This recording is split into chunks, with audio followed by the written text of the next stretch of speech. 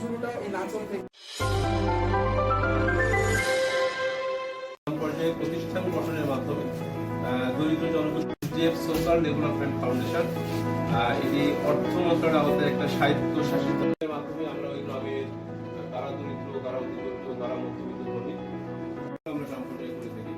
আমরা কিন্তু গ্রাম পর্যায়ে প্রতিষ্ঠান না করা পর্যন্ত যে সমস্ত গ্রাম আমরা বিশ্লেষণ করবো তার চেয়ে বেশি সংখ্যা আমরা এখানে তাদেরকে সংগঠিত করে তাদের বিভিন্ন ছোট ছোট দল করা হয়।